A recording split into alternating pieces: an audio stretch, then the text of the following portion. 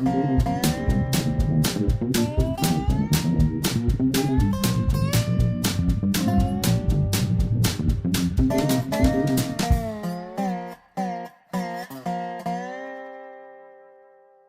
is Dave Monk, the Prairie Monk, WAFT Champaign 90.1 on your FM dial. And I've been to a rather interesting Zoom meeting this week. It's the Prairie State Conservation Coalition. It was put together basically by Fran Hardy, who was a regional director for conservation for the Department of Natural Resources, and then went to the Nature Conservancy, which is a very big natural area involving worldwide. And he is a land person in the Midwest. He has a lot of knowledge about natural areas and how they may be preserved. That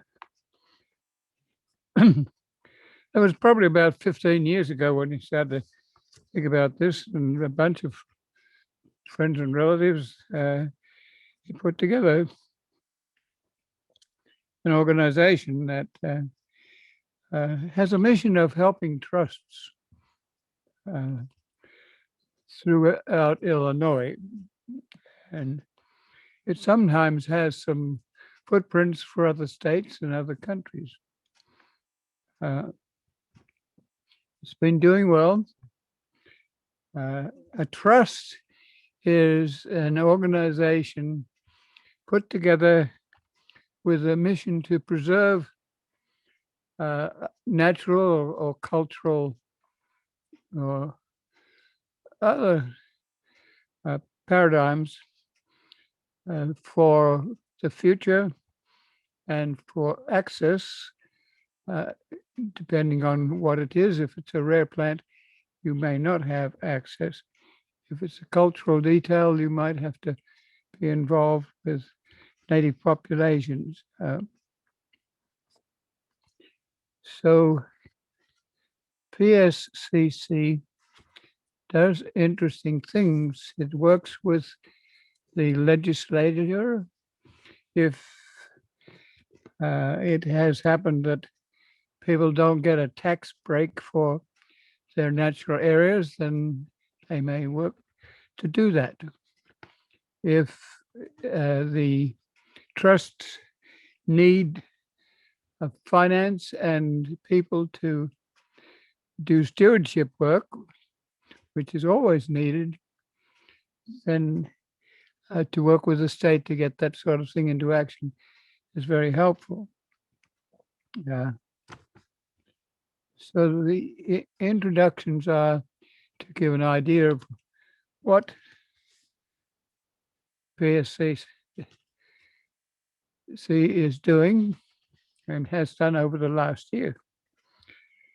One of the things that they have thought about considerably and have taken about a year and a half to work with is the possible employment of a CEO, the person that would know the territory and be prepared to work with the paperwork and with the physical work. It's a massive job, and we're very short of those sorts of people. We need them. Sometimes, if you can't get them, then you have to make them. That means you have to work with the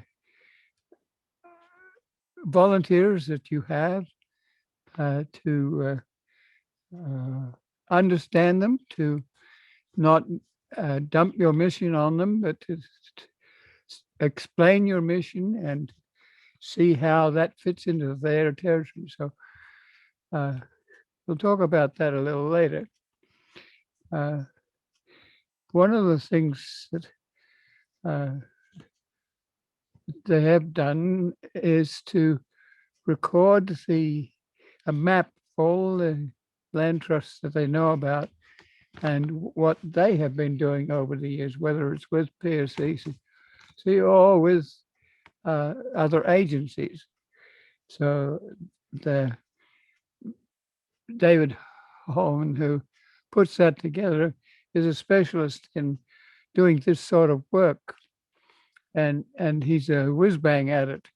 And he has 100-page document, which you may not want to read all of, but which will elaborate what you have done with your small section. He uses an example, the Grand Prairie Friends working in the Charleston area in Coles County and buying land sandwiched in with other city or state or natural area purchases. So in the long run, they combine to make an area that is respectable as far as having connectivity and being large enough that if something happens on one corner, it doesn't destroy the whole shebang. So use that as an example of the sort of thing he does with mapping. The CEO thing was done in great detail by a specialist who specializes in this sort of assessment. First of all, they want to know what they might want, and then they want to know what they might be able to anticipate. What would this CEO do? Giving the CEO its own head, which is always a little risky, but it sort of allows the CEO to be innovative. And so there's some constraints. There are lots of maps and charts listing what had been researched, and I thought that was rather good. You have to understand that we're all on YouTube, which is far better for me, at least, than in a room that has an air conditioner blowing, so you don't hear very well, and limited microphones and a screen at the end. When I'm dealing with YouTube, I can see and hear very well. So this meeting was a wonder to me because I could pick it up. So once you have reports like that, you have a little bit of workshop. So there's a combination here of trying to figure out what has been done and giving the clients, the trust people, but there's more than trust people there. There are people like myself who really aren't familiar with trust regulations. The trust has legal backing in most states and in most countries, but you as an agency working with trust foundations, then you have to be rather sharp to actually bring the case of a trust to an administration in another country or another state and point out what sort of legislature that you might want. It isn't easy to do that. So that would be one of the tasks of a CEO, would be to speak to a legislative body and present a case for what you want to do and what law might be instituted to help you. One of the laws that the PSCC has been working on is stewardship. So they've been asking the state for money to encourage stewardship. Uh, and that's helpful in another way because it starts to get people interested and they sort of climb up the ladder to leadership if you think about it. Most of the Illinois trusts are in the Chicago area and north because uh, they have the problem of the competition with development. So most of the natural areas have large contingents of trust. Each trust may have a number of lawyers to specialize in certain things. You don't want a road being designed through your trust. You don't want invasive material being dumped on your territory because it looks like a vacant area. You do want to know what trees you have, what diameter they are. So mapping of the trust is good. And you also need legal people to be able to say that if you do invade, you will be fined. You will be fined if you take out trees. And I personally know one family who had a plot of trees in Colorado, and when the family visited, all the trees had been taken down and used for lumber. That sort of invasion needs legal backing. So that was an introduction. The workshop, there was a combination of reporting and doing trust things, and also having a workshop for participants to get in touch with some exciting new events or some realistic old ones. The one they had on Wednesday morning was a person who had for 20 years been going around to trusts, convincing them to do things in a manner that doesn't cause problems. One of the things she was strong on was getting to know your volunteers. It's always a problem when you have volunteers that don't know what they want to do, and they need to be taught what opportunities they have. So the coalition has been running seminars to let people know about themselves with respect to natural areas. So what is it that you want to do? And then it's a matter of what we might show you that you can do. And then it is a matter of bringing those two together and seeing if you might be able to provide leadership.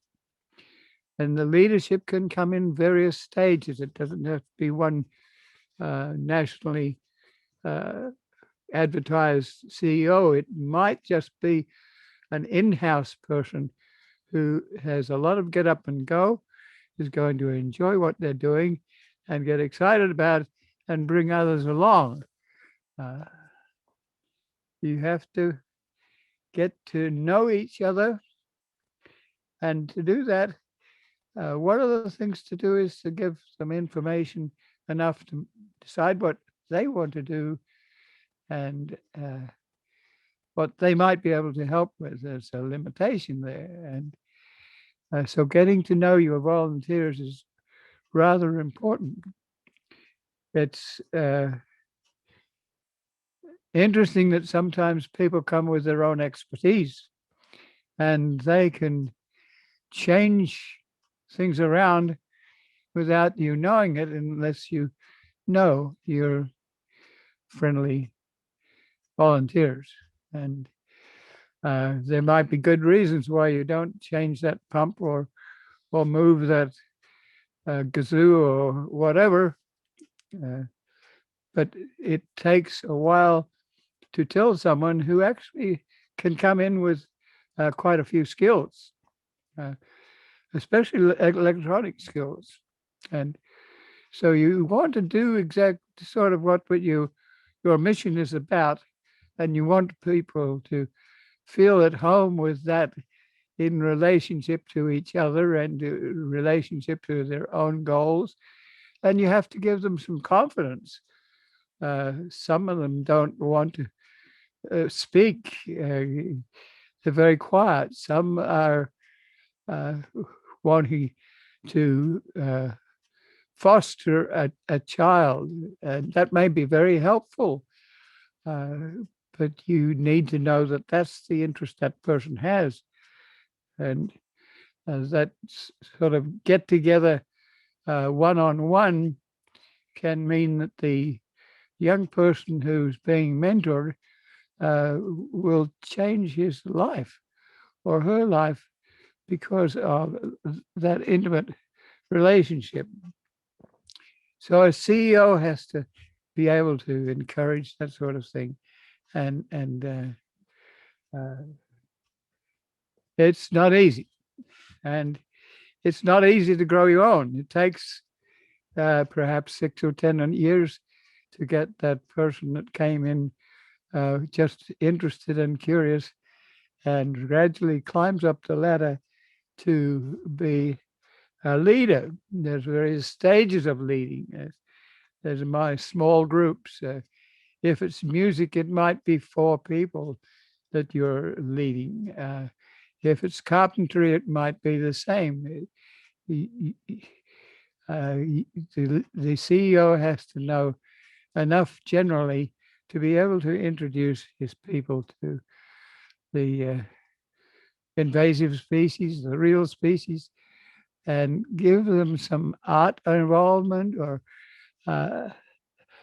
they may not even know that they can draw until you give them a workshop that allows them to do that, to allow that sort of excitement for a bird or a bee, and to change their reasoning. It might be that you have to deal with donors, and donors might look at you doing work on a small area adjacent to you and gradually get the idea that you might be able to do something too. So it may take 15, 20 years. You might want to look at areas that are savannas that are covered with brush that doesn't belong. You want to have a tree that is well open to the light, but it's a tree that also shades some species and lets them survive.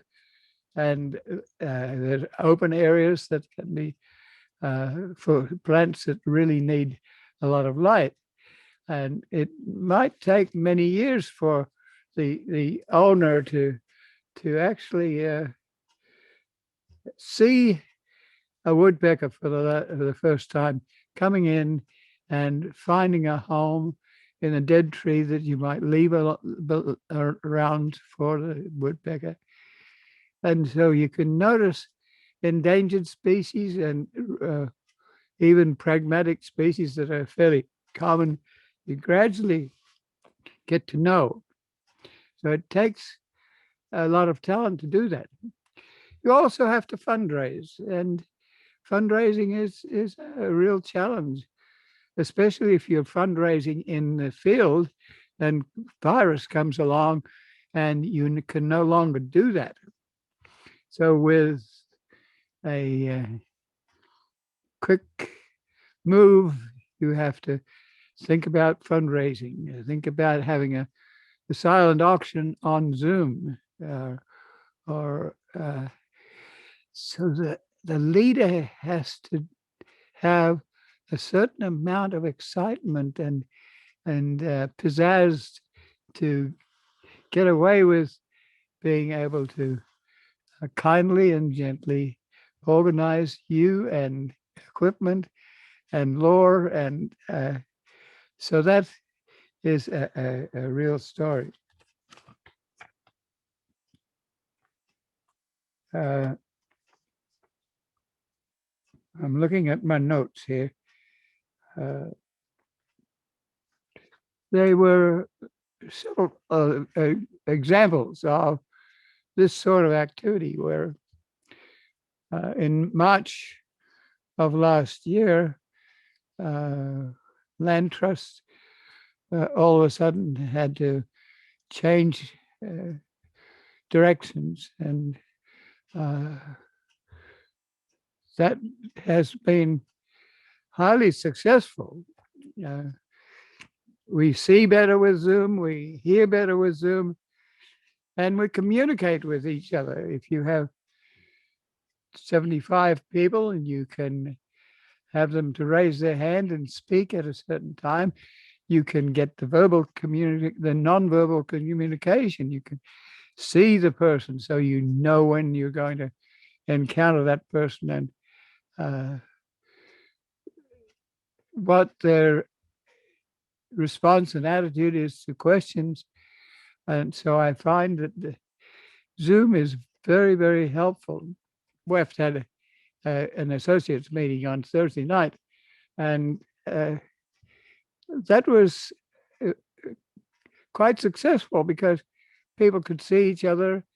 They could share reports for treasury report and the like, and it gave people a chance to recognize each other.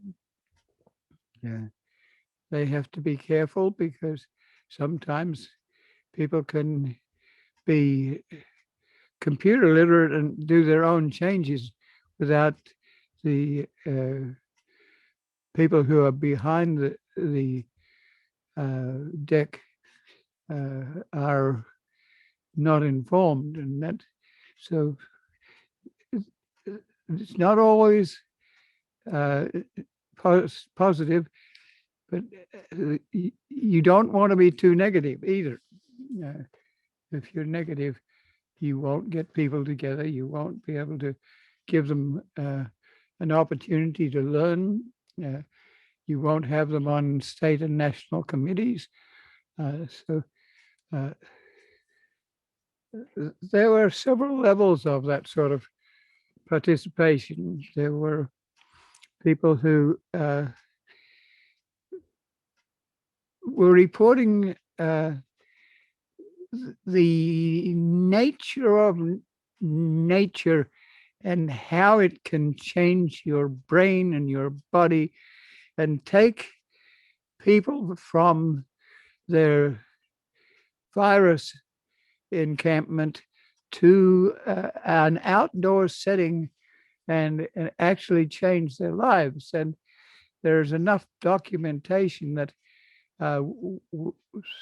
the brain people know that this works and know that the child that is 3 years old already gets to know that his parents or her parents know something about nature, and gradually it happens that they get organized and through grade school and high school, and they might move away as teenagers often do and want to challenge their parents. But on the other hand, they often come back with strength, and you don't necessarily want to control their lives, but you've given them some opportunity to meet up with nature. And nature is powerful, and it's documented very well that some of the visitors that you have will take mentorship from you and grow. So, looking at my notes again.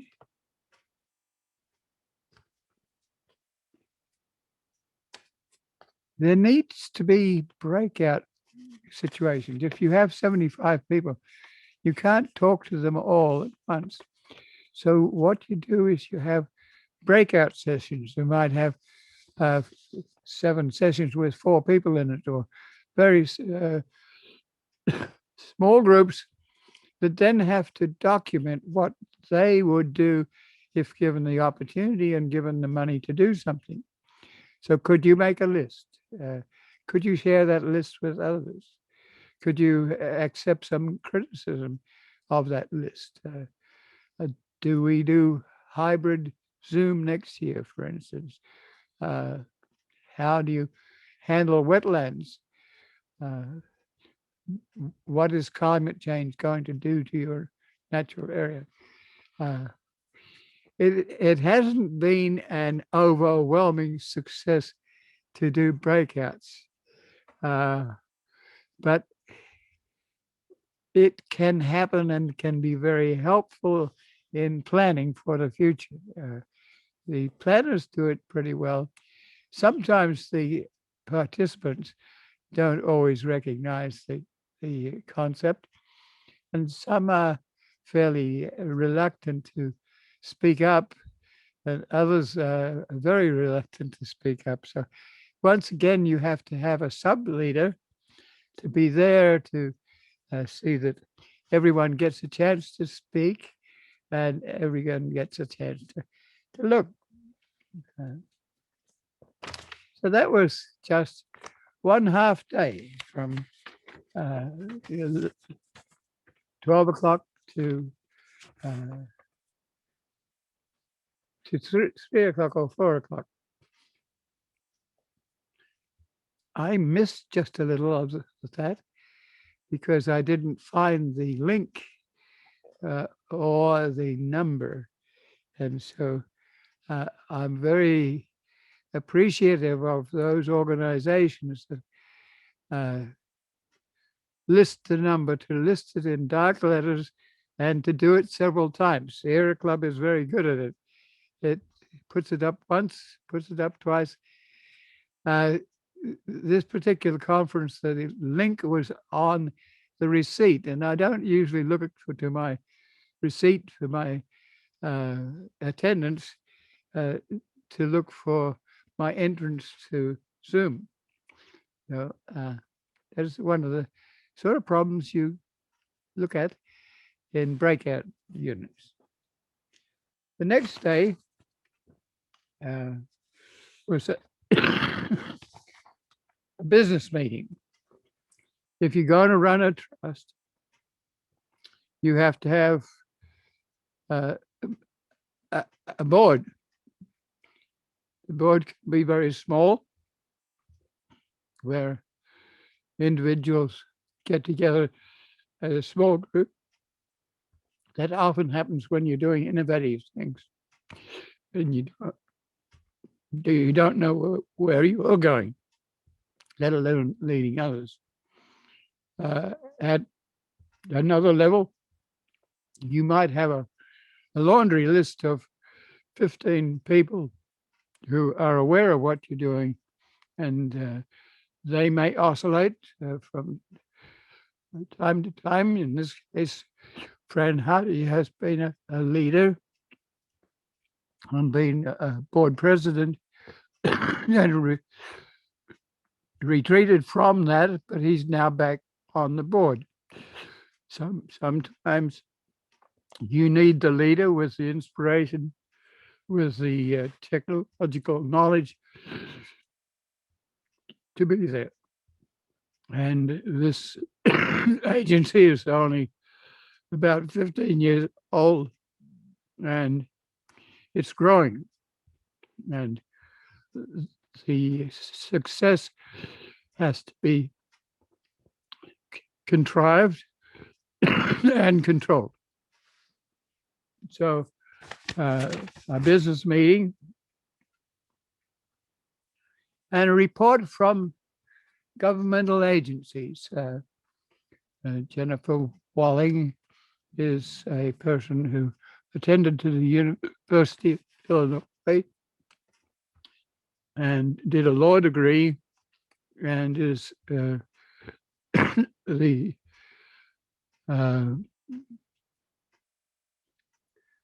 president and CEO for the Illinois uh, Environmental Association. And so she speaks. So the Department of Natural Resources is there. And the Department of Transportation, perhaps. They have a lot of roadside and railside vegetation, and they have the opportunity to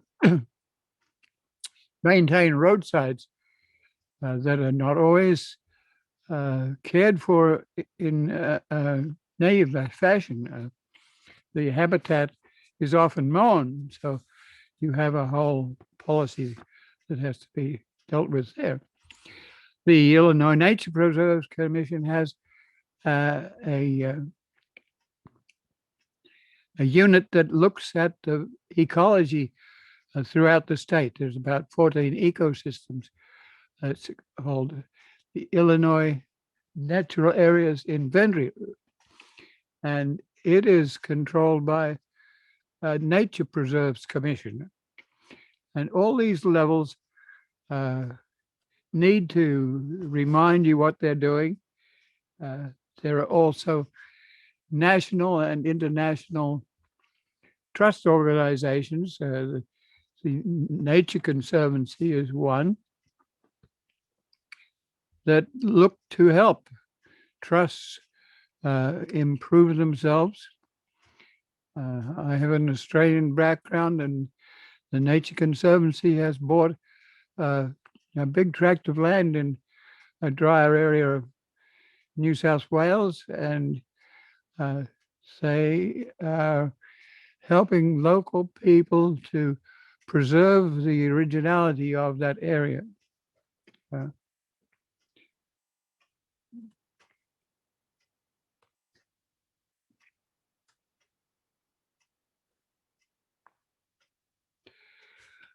There are people who have helpful skills.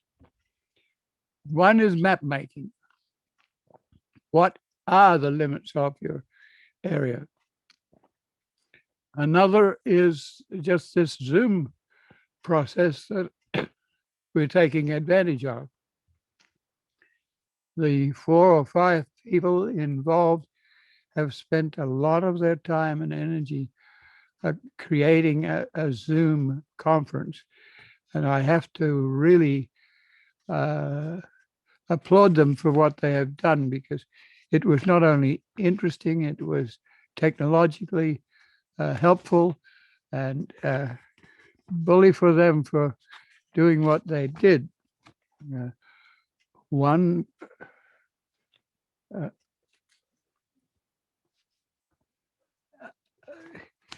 I didn't, well, let me see what I say here.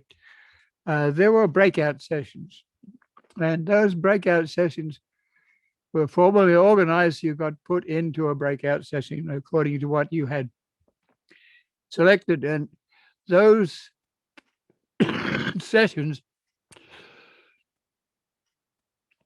dealt with specific aspects of preservation.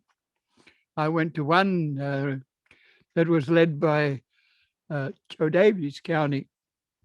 Joe Davies County is in the northwest corner of Illinois. It's near where there's Galena. There was mining, kind of west of Joliet, where furnaces would boil down the minerals pulled.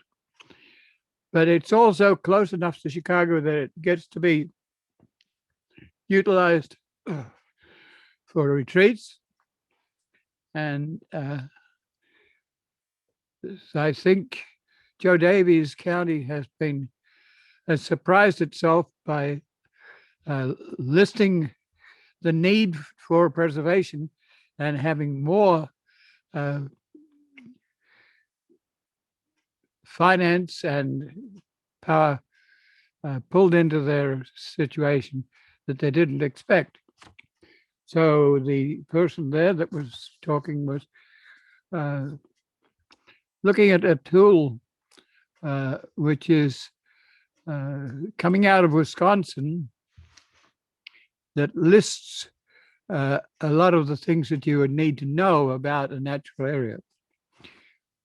Is there an overlap? Who owns it?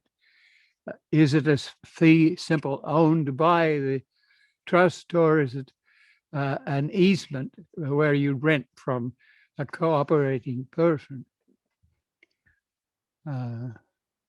Sometimes you have donors that are into the act. In the Missouri area, a Katy Trail has had the benefit of a donor who bought the whole line. So it's a rail trail that was missed in the upper parts of Missouri because there was no such donor. And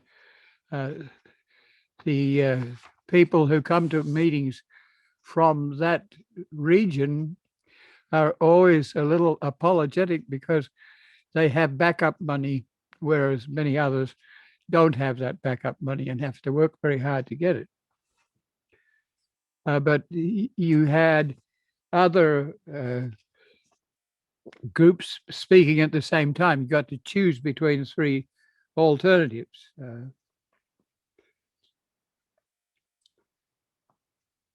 One had to do with trust invasion. How do you handle a law that exists, and how do you encourage the law that has to be established to make things reasonable? There's always people who will look at your land and say, it's not being used for agriculture. I can use it for agriculture, or I can use it for development. There's always someone who decides to put it in a garage and puts part of it on your territory because there's a little bit of room and nobody will really notice. There's regional planning. We have a real problem right locally because we have a rail trail coming in from Bloomington as far as Mansfield. The railroad line that used to go between Urbana and Champaign and Bloomington has been closed out in the section between Mansfield and Bloomington. And it's rich in prairie in some places.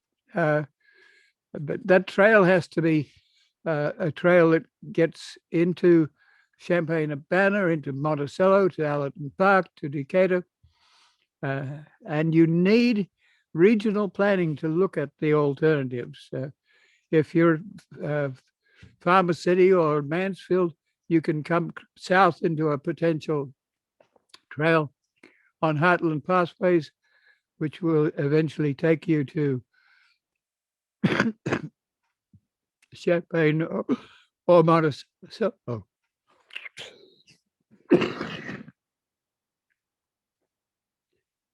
The other breakout session dealt with well health. Can you provide your volunteers and workers with health benefits? These may be limited. It might or might not include liability if you fell out of a tree. So there are some administrative things there.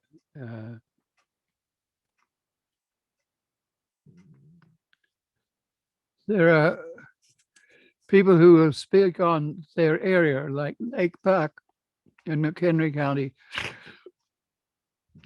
near the border, excuse me, to Wisconsin. And they have rolling territory, they have morainic territory, they have wetlands, and they also have prairies.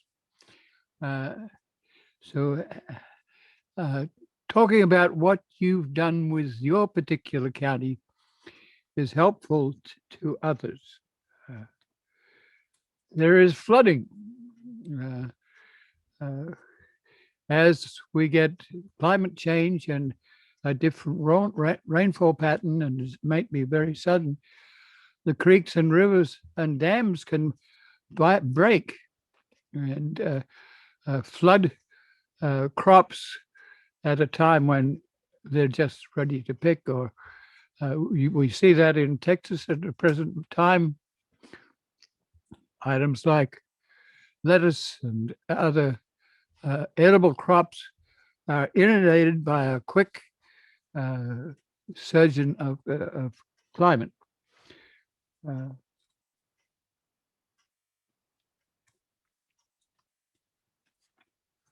Then you have to consider people who are people and what do people do. And so there's some discussion about doing that sort of thing, just trying to be human. On the next day, which was early, there was some of that humanity. It was involved a native person from the West Coast, where a mound builders are all over. We have mound builders in Allerton Park. The mounds have been summarily treated in a curious fashion. Some people would put explosives into them expecting to see bones. Some would be early archaeologists who would put a cross and dig a corridor through the mound. But these are spiritual places, and we need to think about them. So someone had given a quarter of an acre for a trust. They didn't know about trusts at the time. They wanted to make sure that this was a permanent thing. They got together people, and getting people together is quite a stunt because you don't know where native people are. They often don't want to be regarded as native people. They might be in poor situations. And there may be several tribes involved. So it may take you several years to accumulate a group of people that are interested. Then you have to get them together. If you want a kiva or some sort of building that can be native in style and spiritual in style, then you have to get the building materials. You have to involve people, and you have to incorporate the spirituality that's involved.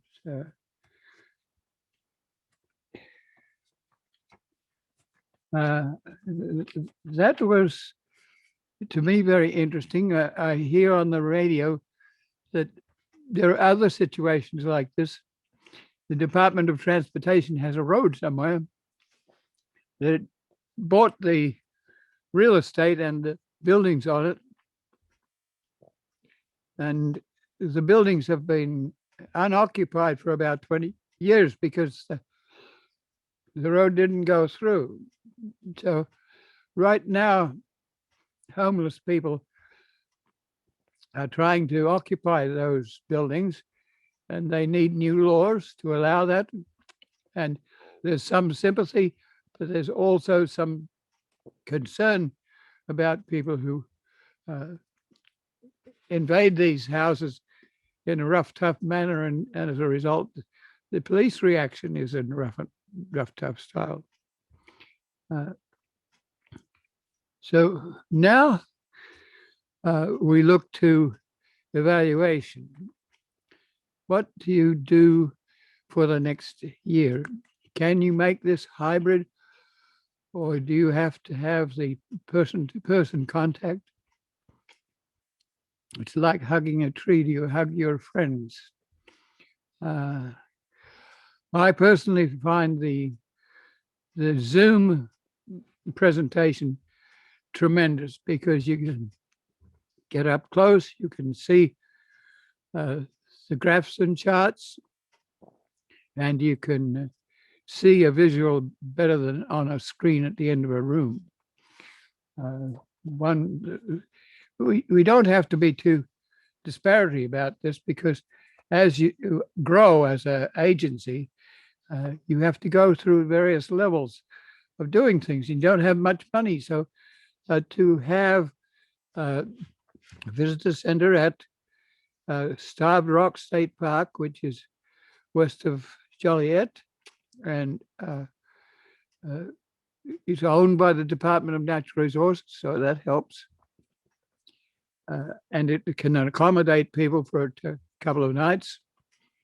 But the room that we meet in has strange acoustics.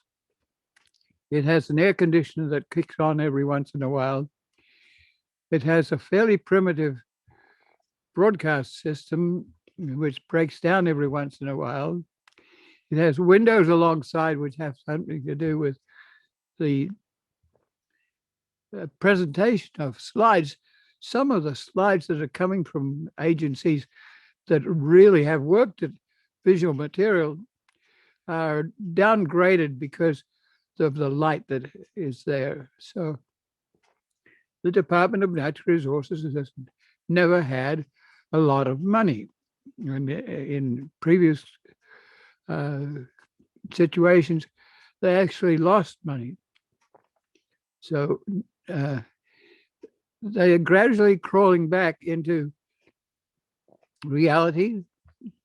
They have to adjudicate not only natural areas, but they have to adjudicate geology.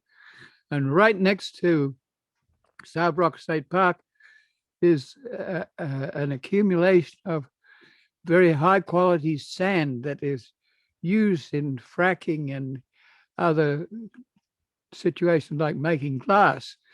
And so there's yin and yang for the Department of Natural Resources to decide what to do with this mining, which is almost invasive of the park, which they're also in charge of. All in all, they've done pretty well. They don't have much saved compared with other states. This has been a very rich soil state. The glaciation came down and brought us soils. They have rainfall, soils, and people, often entrepreneurs. I'm Australian in background, so my background, early development, was the convicts that couldn't come to the US anymore. But the US has had a lot of people other than convicts and slaves. They have had entrepreneurs that wanted to utilize certain things. If it was forest and they wanted wood, then they got it. So you have to think about where we're going now. The virus situation has outlined some of the deficiencies of people who are in low income area. How do we encourage them to come to natural areas? These PSCC meetings have been for years without a Native American person, except for Native Americans that have been asked to speak and come in from government or non-governmental situations. So the program pressed this sort of realization, but it actually needs to have some people, even CEOs, that are recognized from a different cultural background. Uh, so the program that involved the Native Americans from the West Coast was very interesting because it was enabling, not from the protest end, but from the Caucasian end, that actually figured these were mounds that people should respect. And then there's a cooperative venture there. There's always the chance that some people have to defend a pipeline, or so. So where do we go next is a good question. Uh, some of these things that happen here have the extension into other states and other worlds. So actually what uh, Illinois has been doing with a state that is north-south, multidimensional and has various ecological situations, it's a good example of what can be done with a Nature Preserves Commission and a Illinois list of ecological places. I have some simple requests because I got involved. I couldn't really find that number or that link. So I had a back and forth for a while to eventually get on. I also had my computer crash. We use old computers, and I have a suspicion that some of the graphs and charts and things that were being presented were a little bit much for the computer. So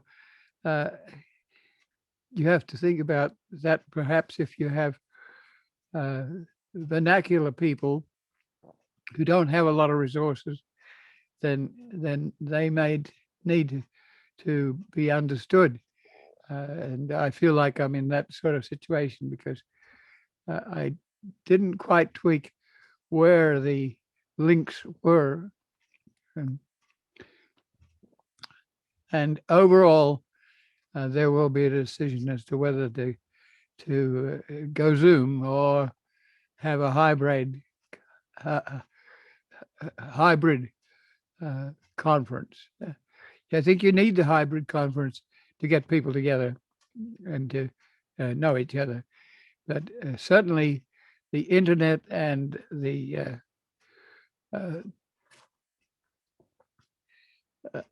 Zoom situation has been a great improvement. And it also depends on the very helpful people who put this program together and spent a lot of time making sure that it was a good program. I think they have to be very pleased with themselves.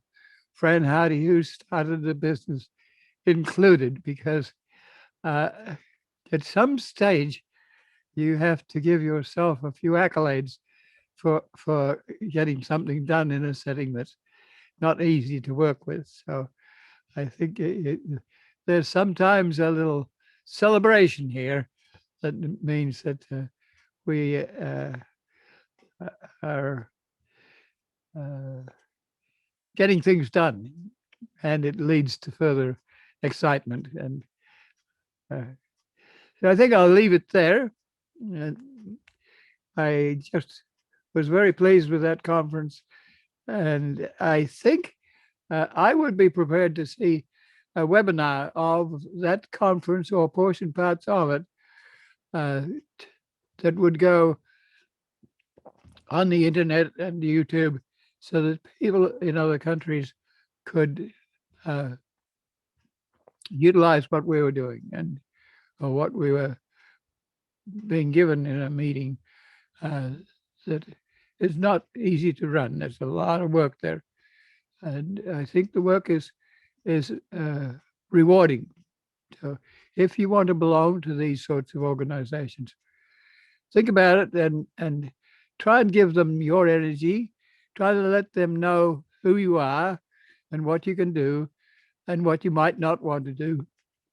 And uh, but just pony up and see if there are things in there that you can learn about that you might want to do. This is Dave Monk, your Prairie Monk, WAFT Champaign 90.1 on your FM dial. And it is the 7th of March, and time presses on, and we hope that the virus will allow us to go out of our present paradigm soon. Thank you.